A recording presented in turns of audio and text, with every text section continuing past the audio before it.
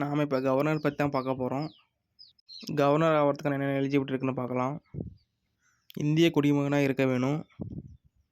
35 வயது நிரம்பியவரா இருக்க வேணும். கவர்னர் யார் அப்பாயிண்ட் பண்றாருன்னு பார்க்கலாம். பாகம் 6 ஆர்டிகல் 155 படி பிரசிடென்ட் தான் கவர்னர் அப்பாயின்ட்மெண்ட் பண்றாரு.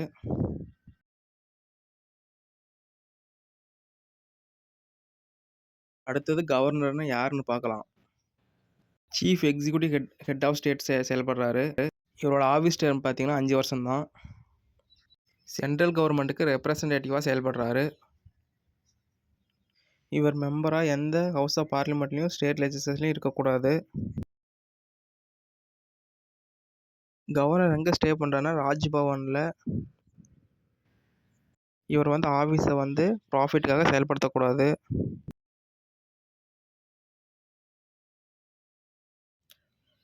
ரெண்டு அல்லது 3 மாநிலத்துக்கு ஒரே கவர்னரே கவர்னராக செயல்படலாம்.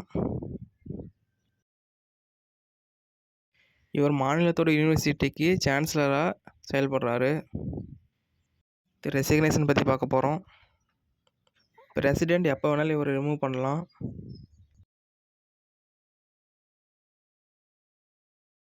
பிரசிடெண்ட் கிட்ட ரெசிக்னேஷன் லெட்டர் கொடுக்க மூலியமா பதவி விட்டு விலகலாம்.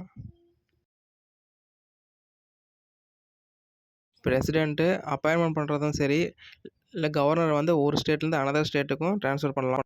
ஜூடிக்கல் பவர் பற்றி பார்க்க போகிறோம்.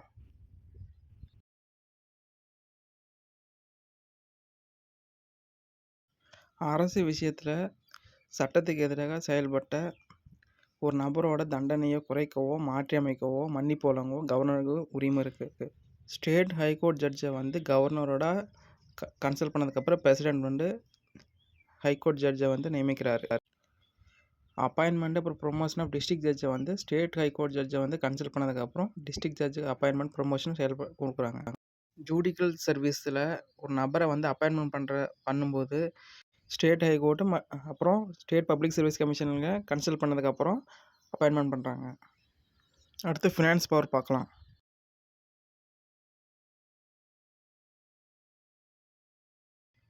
பஞ்சாயத்து மற்றும் முனிசிபாலிட்டி பொசிஷன் ரிவ்யூ பண்ணலாம். மானியம் கோரிக்கை இல்லை.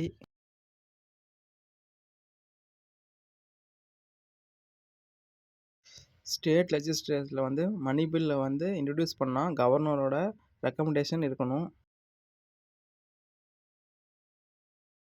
ஸ்டேட் லெஜிஸ்லேச்சரில் கொண்டு வரதுக்கு முன்னாடியே ஒரு மாநிலத்தோட நிதிநிலை அறிக்கையை கவர்னரால் பார்க்க முடியும்.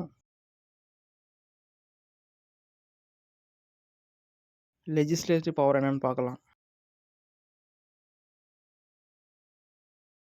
ஒரு எலெக்ஷன் முடிஞ்சதுக்கப்புறம் ஸ்டேட் லெஜிஸ்லேச்சரில் ஃபஸ்ட்டு செஷனில் அட்ரஸ் பண்ணுறாரு. ஸ்டேட் லெஜிஸ்லேச்சரில் கலைக்கவும் கவர்னருக்கு அதிகாரம் இருக்குது. ஸ்பீக்கரும் டெப்டி ஸ்பீக்கரும் இல்லாதப்போ இவர் ஸ்பீக்கரை அனௌன்ஸ் பண்ணுறாரு. இவர் ஸ்டேட் லெஜிஸ்லேட்டிவ் அசம்பிளியில் 1/6 மெம்பர்ஸ் நாமினேட் பண்ணுறாரு. எப்படின்னா நாலேஜ் அண்ட் ப்ராக்டிகல் எக்ஸ்பீரியன்ஸ் படி literature, science, art and social service மூலிமா. அதில் 1 பர்சன் ஆங்கிலோ இண்டியன்.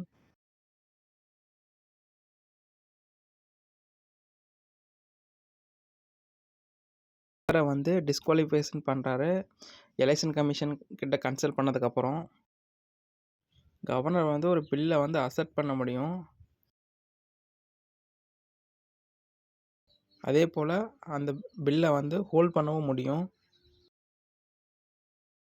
ரீகன்சிடரேஷனுக்காக கூட அந்த பில்லை ரிட்டர்ன் அனுப்பவும் முடியும். பில்லை சட்டத்திருத்தம் பண்ண முடியாது கவர்னரோட ஒப்புதல் இல்லாமல். அடுத்து எக்ஸிக்யூட்டிவ் பவர்ஸ் பார்க்க போகிறோம்.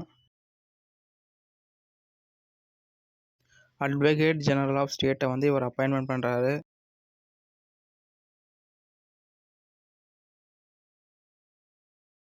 ஒரு ஸ்டேட்டோட எலெக்ஷன் கமிஷனரை அப்பாயின்மெண்ட் பண்ணுறாரு.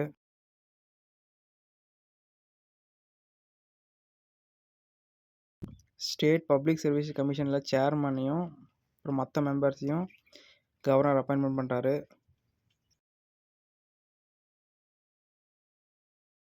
ஒரு யுனிவர்சிட்டியோட வைஸ் சான்சலரை அப்பாயின்ட்மெண்ட் பண்ணுறாரு.